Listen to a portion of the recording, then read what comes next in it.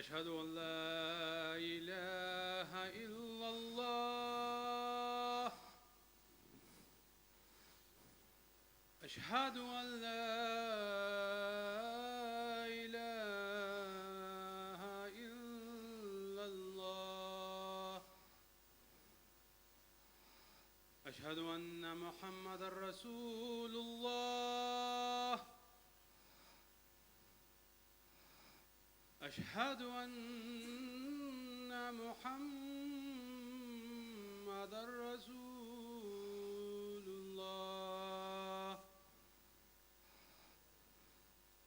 حي على الصلاة حي على الصلاة حي على الفلاح حي على الفلاح الله أكبر الله أكبر لا إله إلا الله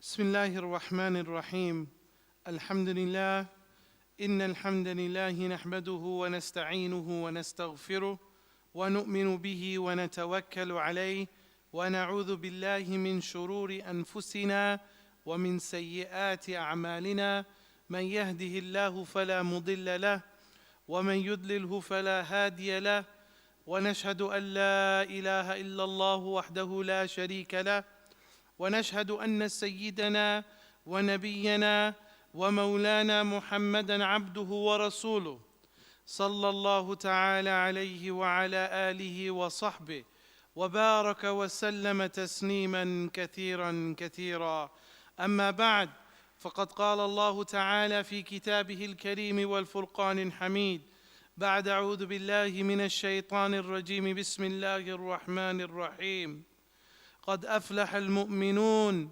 الذين هم في صلاتهم خاشعون وقال عليه الصلاة والسلام الدين النصيحة ونحن على ذلك لمن الشاهدين والشاكرين والحمد لله رب العالمين. My dear brothers and sisters, respected community members, elders, youngsters, and everybody that's out there, and also those that will see this online. We, as a human condition, Allah subhanahu wa ta'ala fashioned us in a certain way. We have an outward body, we have a physical body, right, that is made of flesh and of bones, of veins and of arteries, of organs, of skin, of hair. And we clothe this body up with clothes. And there is an inner body as well. And we refer this to being inner, but sometimes it's around us, sometimes it's, it's based in us, but in is not really the most accurate statement for it, because it is us, right? It's not just in you, it is you. And that is our souls. That is our ruh, our spiritual self. And then there is another dynamic in us that is the nafs. And it's a part of the soul, and it's also a part of the body as well. It's a bit of both. And sometimes it's psychological, and sometimes it's spiritual, and sometimes it's physical. But we refer to it as the nafs. In Islam, we refer to it as the nafs. What is this nafs? Because it's a very tricky and interesting thing.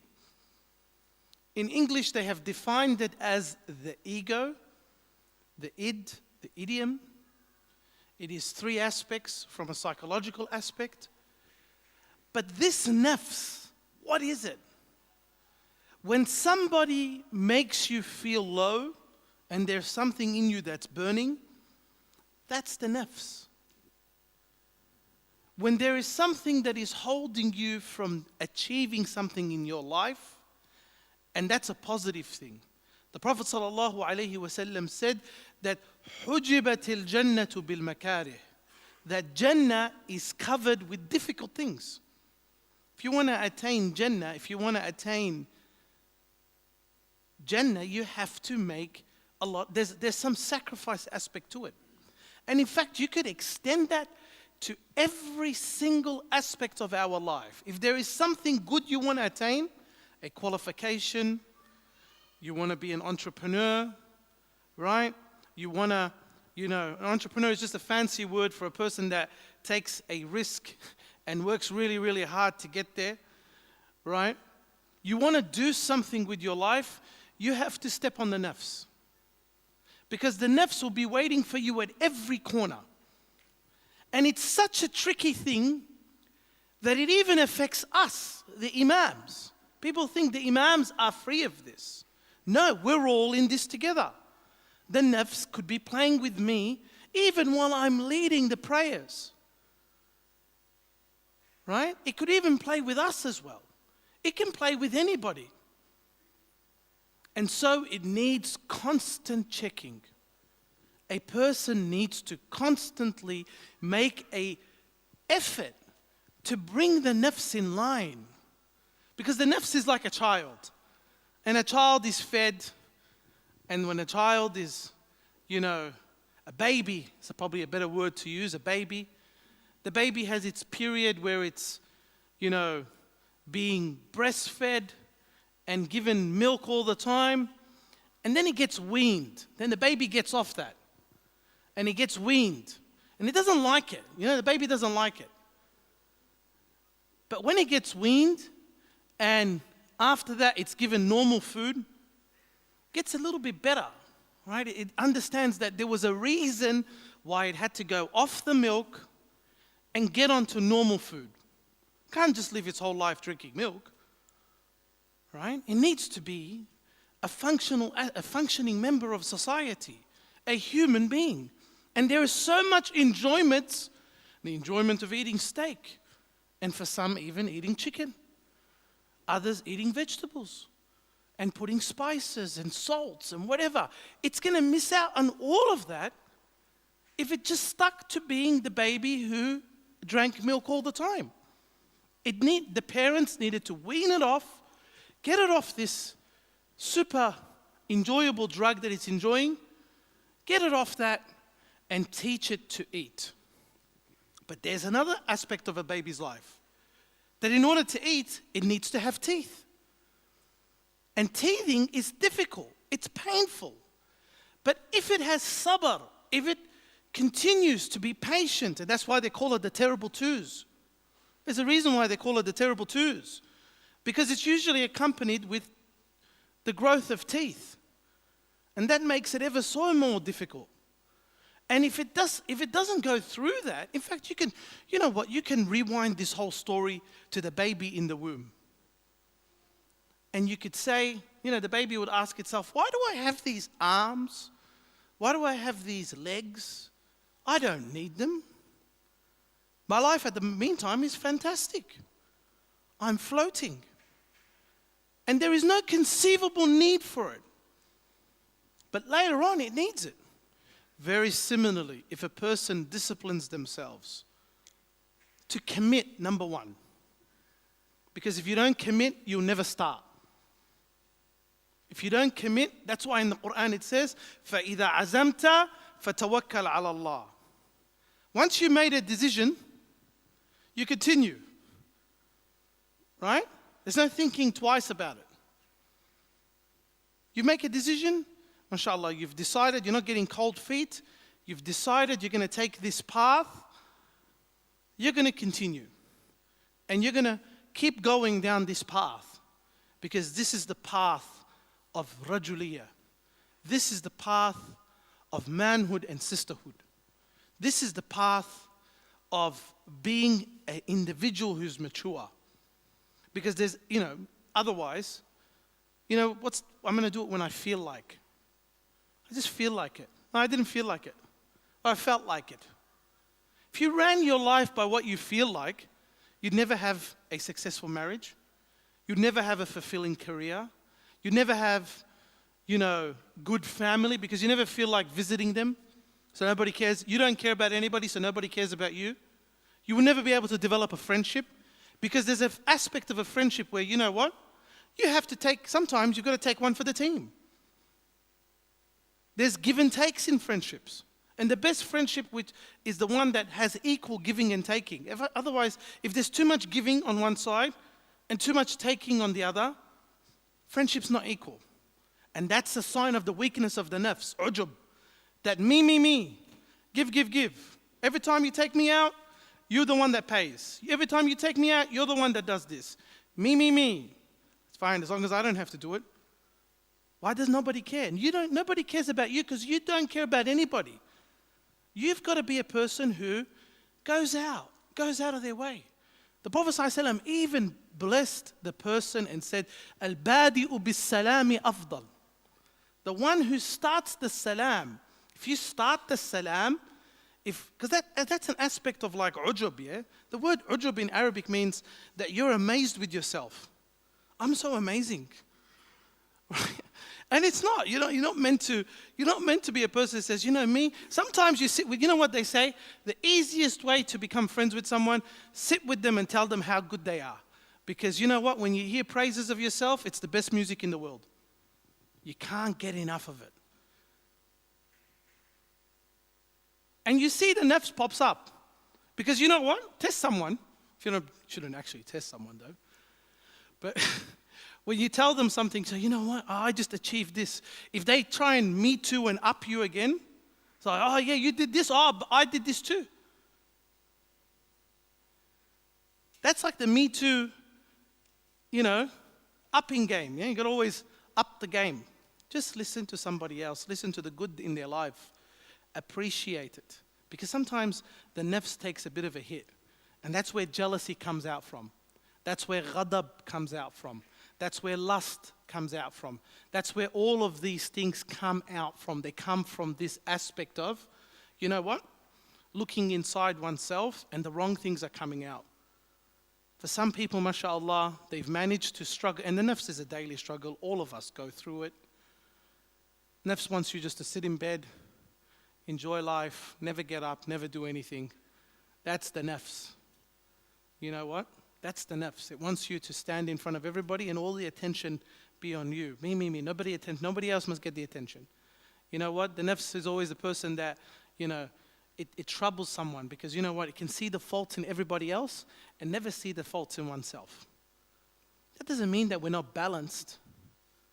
We have to be balanced individuals where we can, appreciate the good of others, but also at the same time appreciate not everybody's perfect. The nafs wants everybody to be perfect.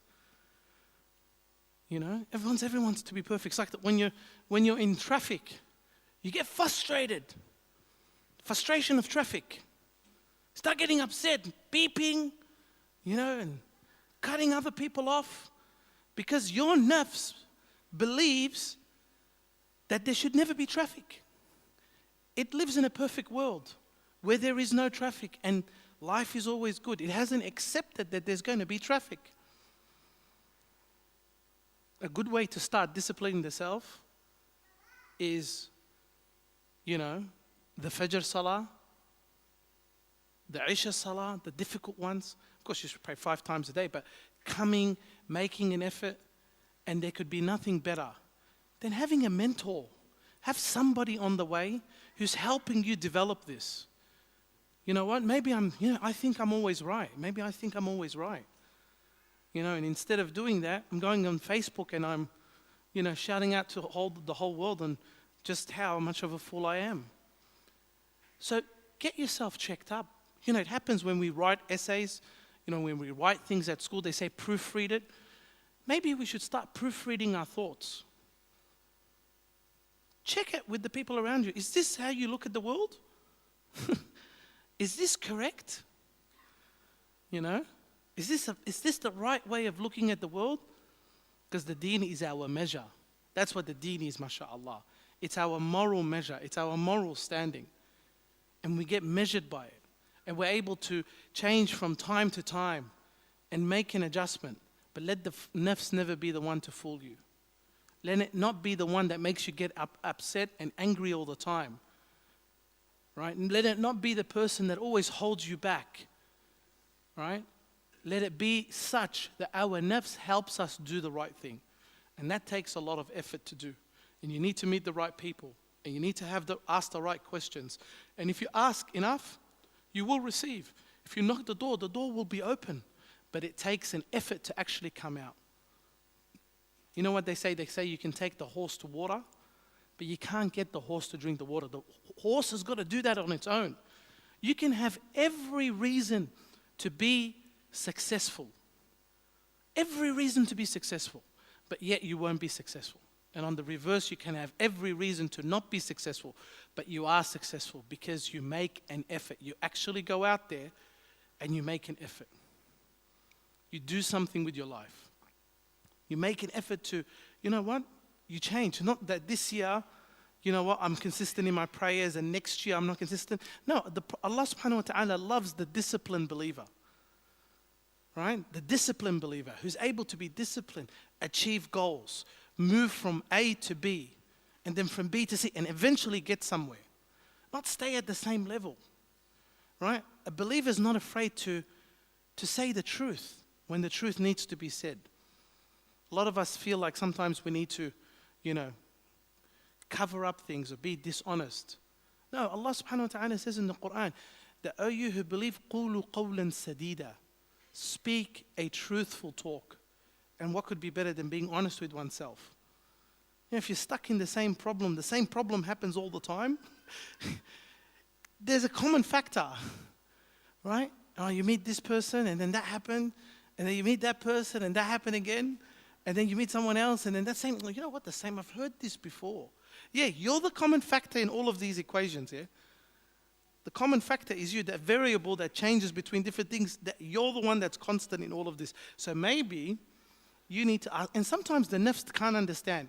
You know what, some people in our life are there, like, they're like, when you see a rocket, space rocket, you never seen a space launch before, and, there's a huge rocket it's attached to, there's two smaller rockets, and then the space shuttle is attached to that, and it lifts off. And you know what, the two small ones, I think, come off first, and then the big one comes off later, and then the space shuttle is able to go ahead. Sometimes some people in your life are just there for the launch. Sometimes they're just there for the launch. They're not meant to be there in the long run. Appreciate them, love them for who they are, but know that sometimes you have to move on. There's an aspect where they're there for the whole period, and there's an aspect where they're there for the launch only. May Allah make us those people who are able to truly be people who are able to control their nafs and make it such that it worships Allah subhanahu wa ta'ala.